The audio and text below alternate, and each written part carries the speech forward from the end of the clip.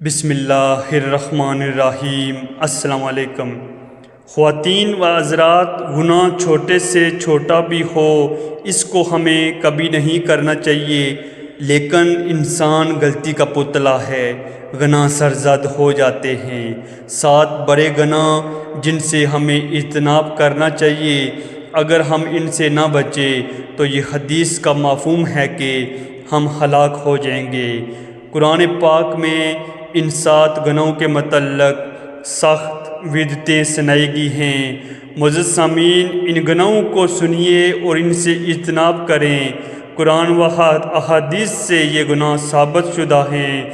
شرک، اللہ تعالیٰ کے ساتھ شرک کے معنی یہ ہیں کہ خدا کی ذات یا صفات میں، اس کی عبادت و بندگی میں کسی کو کم و پیش یا سانچہ ٹھہرانا۔ شرک توحید کی ضد ہے اور سب سے بڑا گناہ اور کفر کے مترادف ہے۔ خواتین و حضرات، دراصل اسلام میں عقیدہ ہی وہ بنیاد ہے جس پر تمام اعمال کی جزا اور سزا کا انحصار ہے۔ اگر عقیدہ شرک سے پاک ہے تو اعمال کی کوتاہیوں، لغزشوں کی بخشش اور معافی کی پختہ امید رکھنی چاہیے، لیکن اگر عقیدے میں شرک کی آمیزش ہے تو پھر پہاڑوں کے برابر نیکیاں بھی کسی کام نہیں آئیں گی۔ مشرک کی خدا کے یہاں مغفرت ہرگز نہیں ہو سکتی ہے۔ اللہ تعالیٰ قرآن مجید میں ارشاد فرماتا ہے کہ اللہ مشرک کو ہرگز نہیں بخشے گا اور اس کے سوا جس کو چاہے گا بخش دے گا۔ دوسرا بڑا گناہ جو ہم میں سے بہت سارے حضرات خواتین کر رہے ہیں، اسلام جادو کا سخت مخالف ہے۔ جو لوگ جادو سیکھتے ہیں ان کے بارے میں قرآن پاک میں ارشاد ہوا ہے، مگر وہ ایسی چیز سیکھتے تھے جو ان کے حق میں مفید نہیں بلکہ مضر تھی۔ نبی کریم صلی اللہ علیہ وسلم نے جادو کا شمار مہلک اور کبیرہ گناہوں میں کیا ہے، جو افراد ہی نہیں قوموں کو بھی ہلاک کر دیتا ہے، آخرت سے پہلے دنیا میں ہی تباہی لاتا ہے۔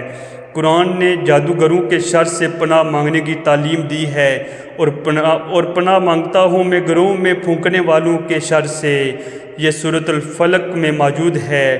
ناظرین اکرام، حضرت صفیہ رضی اللہ عنہما بنت ابی عبید بعض ازواج محترمات رضی اللہ عنہما سے روایت کرتی ہیں کہ رسول اللہ اکرم صلی اللہ علیہ وسلم نے فرمایا، جو شخص کسی عراف یعنی غیبی امور کے جاننے کے دعوے دار کے پاس آئے اور اس سے کسی چیز کی بابت پوچھے اور اس کو سچ مانے تو اس کی 40 دن تک نماز قبول نہیں کی جائے گی۔ ناظرین کرام، ہم نجومیوں کے پاس جاتے ہیں، درباروں میں سائیوں کے پاس جاتے ہیں اور ان سے ہم کہتے ہیں کہ ہمارے مستقبل کا کوئی فیصلہ سنا دیجئے، ہمیں کوئی ایسی چیز بتا دیجئے جو ہمارے لیے بہتر ہو۔ یہ کرنا کبیرہ گناہ ہے۔ اللہ تعالیٰ کے سوا کوئی بھی نہیں جانتا کہ آپ کا فیوچر کیسا آنے والا ہے۔ جادوگر کے پاس کسی مریض کے علاج یا کسی مشکل کو حل کرنے کے لیے جانا بھی حرام قرار دیا ہے۔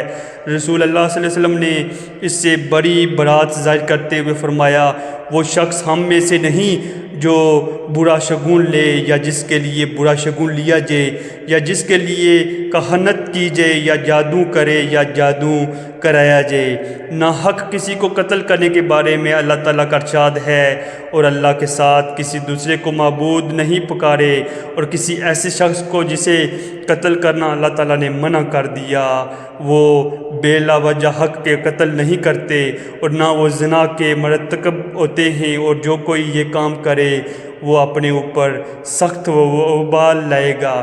ناظرین کرام، اس سے معلوم ہوتا ہے کہ قتل کرنا کبیرہ گناہ ہے۔ اسلام نے انسانی زندگی کو مقدس اور انسانی جانوں کو محترم ٹھہرایا ہے۔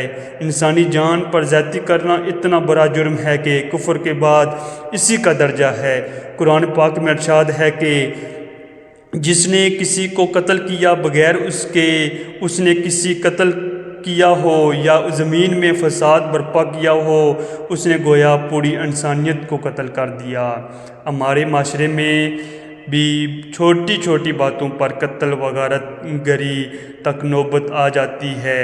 آج بھائی بھائی کا دشمن بنا بیٹھا ہے، یہ بھی خدا کی ناراضگی کی علامت ہے۔ اللہ پاک حفاظت فرمائے۔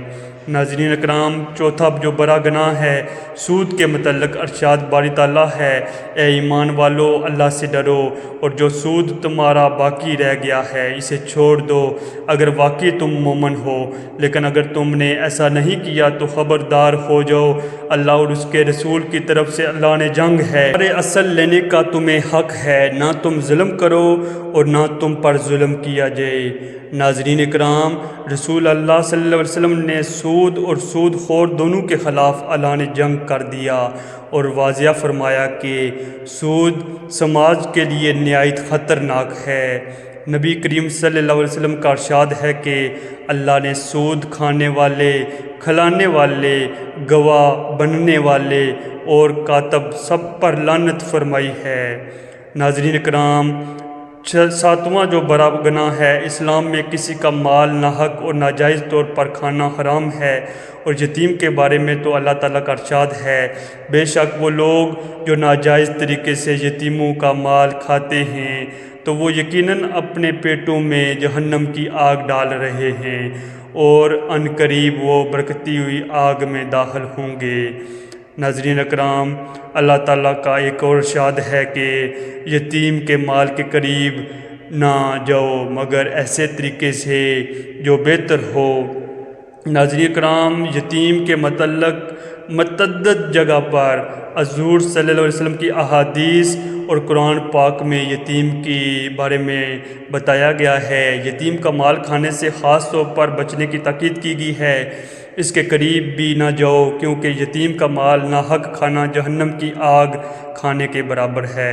قرآن مجید میں اللہ تعالیٰ ارشاد فرماتا ہے، یہ تجھ سے یتیموں کے بارے میں پوچھتے ہیں، ان سے کہہ دیجئے ان کی اصلاح کرنی بہتر ہے، اگر تم ان کو اپنے ساتھ ملا لو تو وہ تمہارے ہی بھائی ہیں اور اللہ جانتا ہے خرابی کرنے والا کون ہے اور اصلاح کرنے والا کون ہے۔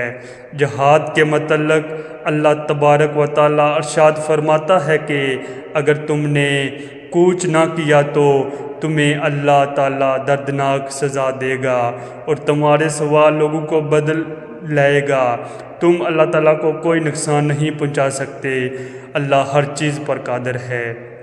ناظرین اکرام، اگر ہم نے جہاد نہ کیا تو یہ ہمارے لیے ناکامی ہے۔ اللہ تعالیٰ کا فرمان ہے کہ تم پر جہاد فرض کیا گیا ہے اور وہ تمہارے لیے ناگوارا ہے، کچھ تعجب نہیں کہ تم کسی چیز کو ناگوارا سمجھو حالانکہ وہ تمہارے لیے بہتر ہو، شاید تم کسی چیز کو پسند کرو حالانکہ وہ تمہارے لیے بری ہو اور اللہ جانتا ہے اور تم نہیں جانتے۔ ناظرین اکرام، حضرت ابو ذر رضی اللہ عنہ سے بیان فرماتے ہیں کہ میں نے پوچھا، یا رسول اللہ صلی اللہ علیہ وسلم کون سا عمل افضل ہے؟ آپ صلی اللہ علیہ وسلم نے فرمایا، اللہ پر ایمان لانا اور اس کے راستے میں جہاد کرنا۔ ناظرین اکرام، جہاد کی فضیلت، اس کی بہت ہی اہمیت ہے، اس لیے ہمیں جہاد فی سبیل اللہ ضرور کرنا چاہیے، اور ہمیں اگر جہاد نہیں کرنا تو ضرور اپنے الفاظ سے کسی کو برا کہنا چاہیے۔ ایماندار اور مومن عورتوں پر الزام لگانے کے بارے میں اللہ تعالیٰ اپنے پاک کلام میں ارشاد فرماتے ہیں، جو لوگ پاک دامن بولی بالی یا ایمان عورتوں پر تہمت لگاتے ہیں وہ دنیا اور آخرت میں ملعون ہیں اور ان کے لیے بڑا بھاری عذاب ہے۔ ناظرین اکرام، یہ ساتواں بڑا گناہ ہے جو عورتوں کے متعلق ہے، عورت پر بہتان لگانا۔ حضرت ابو ذر رضی اللہ عنہ سے روایت ہے کہ میں نے رسول اللہ صلی اللہ علیہ وسلم کو فرماتے ہوئے سنا، جو شخص اپنے مملکوں غلام پابندی پر یا بدکاری کی تہمت لگائے تو قیامت والے دن اس پر حد قائم کی جائے گی، مگر یہ کہ وہ ایسی ہی ہو جیسے اس نے کہا، پھر مالک پر حد نہیں ہوگی۔ یہ سارے کبیرہ گناہ ہیں، تاہم ان میں شرک سب سے بڑا گناہ ہے کیونکہ وہ کبھی معاف نہیں ہوگا، شرک ہمیشہ جہنم میں رہے گا۔ اس کے برعکس دوسرے کبیرہ گناہ اگر اللہ چاہے گا تو معاف فرما دے گا، لیکن مشرک کو کبھی بھی معاف نہیں فرمائے گا۔ یہ صورت دیگر اس کے مرتکب کو جہنم کی سزا بھگتنی پڑے گی، لیکن اس کے سزا کے بعد اسے جہنم سے نکال کر جنت میں داخل کر دیا جائے گا اگر وہ مومن ہوگا۔ ناظرین اکرام، شرک جو ہے یہ ایک کفر ہے اور کفر سے بچنا چاہیے۔ سنیے حدیث مبارکہ۔ ان 7 گناہوں کے متعلق حضرت ابو ہریرہ رضی اللہ عنہ سے روایت ہے کہ نبی کریم صلی اللہ علیہ وسلم نے فرمایا 7 ہلاک کر ڈالنے والے گناہوں سے بچو۔ صحابہ اکرام رضی اللہ عنہ نے عرض کیا یا رسول اللہ صلی اللہ علیہ وسلم وہ کیا ہیں؟